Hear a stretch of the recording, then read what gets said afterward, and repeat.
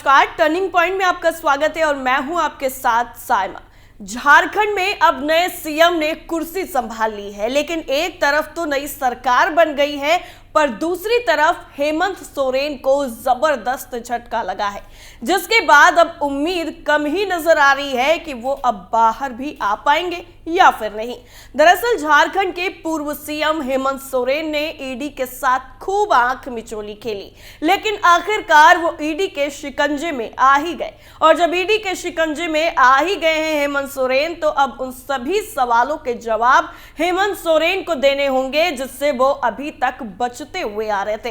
तो क्या कुछ है पूरा मामला और कैसे एक बार फिर से हेमंत सोरेन को तगड़ा झटका लगा है, सब कुछ आपको पॉइंट टू पॉइंट बताते हैं। हेमंत सोरेन को हाईकोर्ट से झटका, पूर्व सीएम पर मुसीबतों का पहाड़।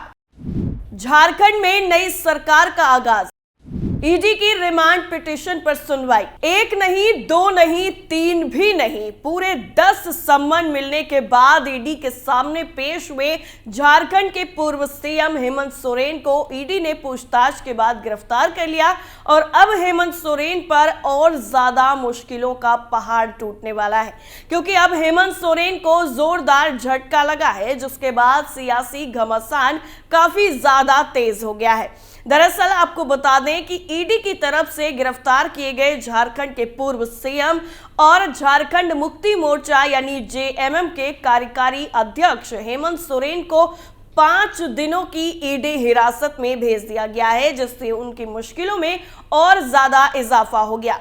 दरअसल सोरेन को कथित भूमि घोटाले से संबंधित मनी लॉन्ड्रिंग मामले में 31 जनवरी को प्रवर्तन निदेशालय यानी ईडी ने गिरफ्तार किया था। ईडी ने उन्हें अदालत में पेश करते हुए 10 दिनों की रिमांड मांगी थी और इससे पहले 1 फरवरी को ईडी की रिमांड पिटीशन पर सुनवाई करते हुए पीएमएलए की विशेष अदालत ने अपने फैसले को सुरक्षित रख लिया था। आपको बता दें हेमंत सोरेन को ईडी ने गिरफ्तार कर लिया है और जिसके बाद जमीन घोटाले में उनकी गिरफ्तारी हुई है। हेमंत सोरेन ने अपनी पार्टी झारखंड मुक्ति मोर्चा के सीनियर नेता चंपई सोरेन को राज्य का नया मुख्यमंत्री बनाने का फैसला कर लिया। चंपई ने राज्यपाल से मिलकर सरकार बनाने का दावा पेश किया। उन्होंने 43 विधायकों का समर्थन पत्र राज्यपाल को सौंपा था, जिसके बाद उन्होंने 2 फरवरी को सीएम पद की शपथ ली।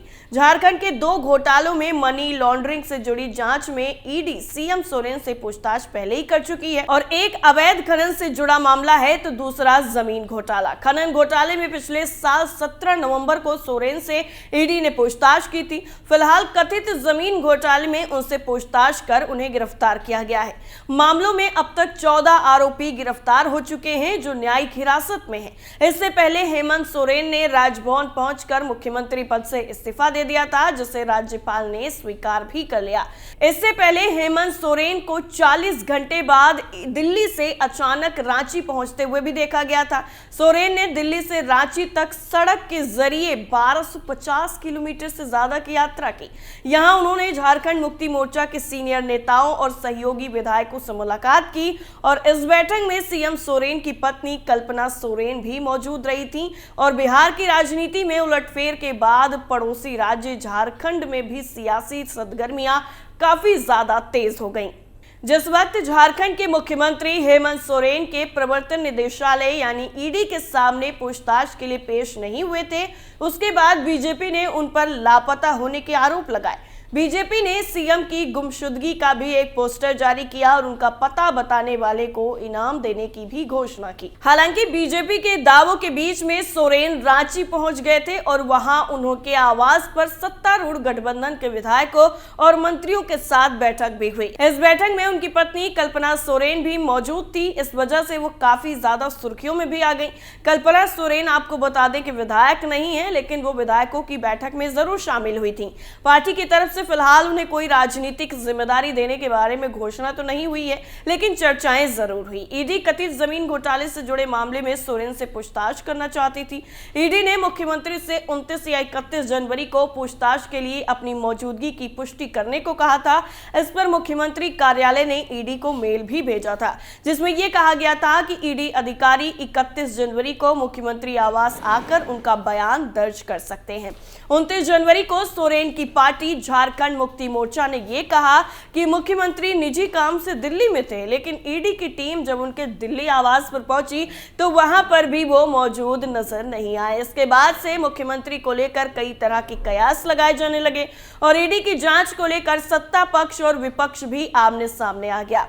यह मामला लंबे वक्त से चलता आ रहा है। सोरेन से कथित जमीन घोटाले के जिस मामले में ईडी पूछताछ करना चाह रही है वो सेना के 4.55 एकड़ मालिकाना हक वाली जमीन की खरीद बिक्री से जुड़ा हुआ है और ये जमीन रांची के बड़गाई इलाके में है और इस अंचल की राजस्व उप निरीक्षक भानु प्रताप की इस संबंध में गिरफ्तारी पहले ही हो चुकी है। आपको बता दें, इस मामले में ईडी ने 20 जनवरी को मुख्यमंत्री से पूछताछ की थी। मुख्यमंत्री से रांची में करीब 7 घंटे तक जांच एजेंसी ने पूछताछ की और ये पूछताछ भी मुख्यमंत्री को जारी कई सम्मन के बाद हुई थी। दरअसल 20 जनवरी से पहले ईडी ने सोरेन को 7 सम्मन जारी किए थे, लेकिन वो जांच एजेंसी के सामने पेश नहीं हुए और 8वें सम्मन के बाद उन्होंने अपना बयान रिकॉर्ड कराया। सोरेन को पहला सम्मन 14 अगस्त 2023 को जारी हुआ था और इस मामले में एजेंसी ने अब तक 14 लोगों की गिरफ्तारी की है, जिसमें 2011 बैच के आईएएस अधिकारी छवि रंजन भी शामिल है।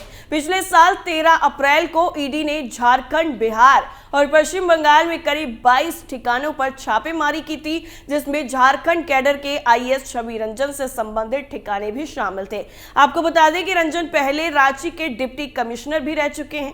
ईडी ये कार्रवाई मनी लॉन्ड्रिंग रोकथाम कानून के प्रावधानों के तहत कर रही थी और ईडी के सम्मन के खिलाफ सोरेन पिछले साल सितंबर में सुप्रीम कोर्ट भी पहुंचे थे, लेकिन उन्हें वहां से कोई राहत नहीं मिली। सुप्रीम कोर्ट से उन्हें हाई कोर्ट जाने का निर्देश मिला और उसके बाद सीएम ने झारखंड हाईकोर्ट का दरवाजा भी खटखटाया, लेकिन वहां से भी राहत नहीं मिली।